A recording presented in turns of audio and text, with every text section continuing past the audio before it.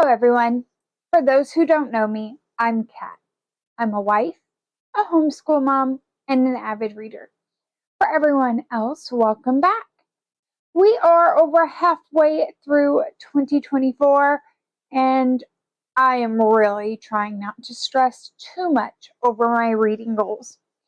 I usually read at least 10 books a month during the summer, most of the time 12 to 15, which helps me to meet my yearly reading goal. But that has not happened this year.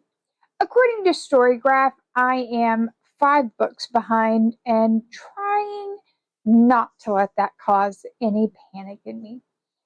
But let's look first at my July reading stats, and then I'll share with you what I read this month along with some of my thoughts on these books. So this month I have read 8 books so far, and as of today, 3,183 pages. I am recording this a little early so that it can go up for you guys. I still have 1 book that I am in, but I'm getting ready to go on a cross-country trip and won't be near my books for a few days. So I wanted to get this recorded now and put it up for you guys to be able to see. It does take me about 3 days to finish a book, and this definitely tracks with how I vlog. I have been recording 1 vlog clip every day, and I try to do those vlog clips around the 1/3 mark of the book. As of right now, I have read 26 of the 30 days that we've gone through. Tomorrow will be the 27th reading day and the 31st day in July. So I've read more days than not this month. I have had a good balance this month between physical, audio, and digital books. There was 1 book, When the Moon Hatched, that I did follow along in the Kindle as I listened because I needed some clarity, and looking at the Discord group that introduced me to this book, I am not alone on that. I am definitely in a fantasy and romance mood. 5 of the books are classified as romance, and 4 of them are fantasy. Obviously, lots of overlap between the two. My highest rating was 4.75, and my lowest rating for what I have finished has been a 4.0. Looking at my ratings, I definitely know what I like, and I stick to it. Now, let's jump to my July reading. First up, I read Court of Tricksters, and immediately after finishing this, I jumped into King of Tricksters.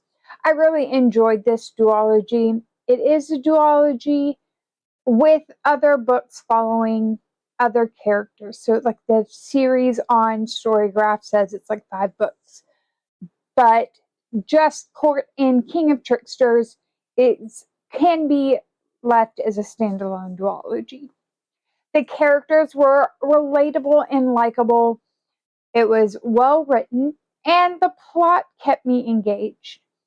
Like I said, as soon as I finished Court, I had to pick up King of Tricksters.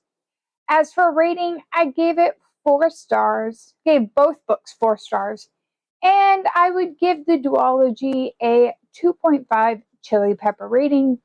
There is some spice, but the plot was definitely the major selling point for me.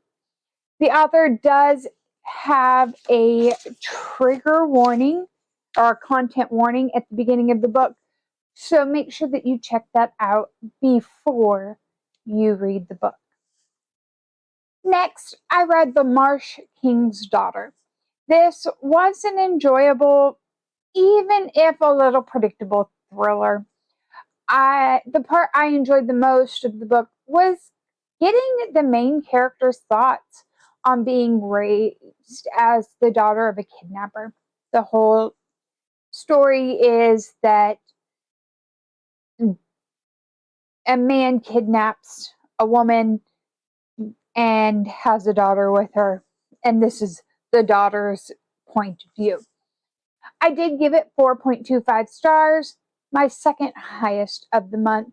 It was well written, both in plot and character development. Moving through the month, I read The Great Alone by Kristen Hanna.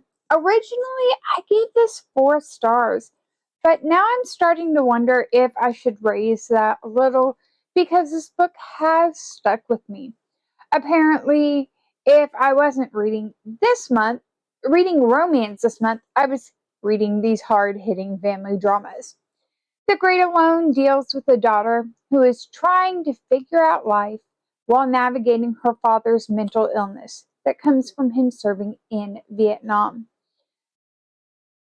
His thought process of moving to Alaska was that it would give them a new start, but without thinking through all the things that led or that triggered his PTSD. It was an interesting read and definitely a moving story that still makes me think about some of the issues in the book today. All right. So, of course, in any month, you're going to have a favorite book and a least favorite book. This next book is actually my least favorite book of the month, and it was Every Summer After. Admittedly, my dislike of this book rises from me misreading a very tiny detail. I thought one of the main characters was married, and he was not. But as soon as that happened, I couldn't get that thought out of my head, even though I realized that the miscommunication was on my part. But it definitely tainted the book for me. Overall, it is a great book. It's a decent book. It's well written. It has strong character development. And I honestly wish I could wipe my memory and reread this book without misreading that one part because I think I might have rated this one higher. Like I said, every month has to have a least favorite and a favorite book. And my favorite book of the month was Cherish by Tracy Wolff. This is the final book in her court series about a girl who loses her parents and moves to Alaska to attend a school of paranormals. There were a lot of Twilight vibes, but it was more of a grown up version of Twilight without the things that many of us as adults have looked back on the Twilight series and gone, that's not how life works. This was the perfect book to wrap the series up with just enough of an opening to continue writing in this world if Tracy Wolff wanted to. During the month, I have been craving fairy tale retellings, and The Curse of the Wolf King just really burst that dam open. If you watched my August TBR, you know what I'm talking about. This one is a Beauty and the Beast retelling, standalone retelling. I know why I started with a Beauty and the Beast retelling, but I wish I hadn't picked this one. Beauty and the Beast for me has always been the easy go-to for retellings because there are so many out there. But this one stayed a little too true to the storyline with very few differences. There were differences, but it just wasn't enough different for me. I did thoroughly enjoy reading it, but I think someone who has never read a Beauty and the Beast retelling would have enjoyed it so much more. I gave it 4 stars and a 2 chili pepper rating. The steam is there, but it's pretty tame. Finally, I'm wrapping up the month with When the Moon Hatched. I've not quite finished this one. I'm about 75% through the book, but since I was recording this early, I'm gonna have to kind of give some of my thoughts before I actually finish it. That being said, I am struggling how to describe my thoughts on this book so far. Usually, by 75% through the book, I have a good feel for where it's going, where it's been, but this one has been a little bit all over the place. The only thing that keeps coming to mind for comparison for me is Throne of Glass. But in one book. And what I mean is this. The first 30% of our main character is this badass assassin, very much like Throne of Glass, but again, just 30% of the book. But after she ends up getting arrested, rescued from from execution, and then taken captive again and again. Then she uncovers a truth about herself and goes on a hunt to find her memories. Now, Moss did this over a course of 6 books, not 400 pages. I have totally enjoyed the banter between our male and female main characters, but I've also spent a large part of the book wondering what is going on. I'm leaning toward giving it a high 3 stars right now, but I do know that the last quarter of the book can drastically change this. I also have looked at the Stay at Home Mom Book Queens Book Club Discord, which is where this book was put on my radar.